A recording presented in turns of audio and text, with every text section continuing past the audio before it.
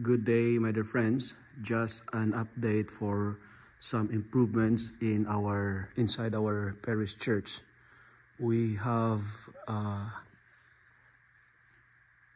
generous anonymous donor who give us a good amount of donations, and it was used for some cushions of our pews here, just to make our parishioners comfortable and to experience convenience inside the place of worship. And we're not done yet, we're not over yet, because on this side there is no cushion here on this side of the church, but hopefully by next week it will be done. So thank you for our generous donor, whoever you are.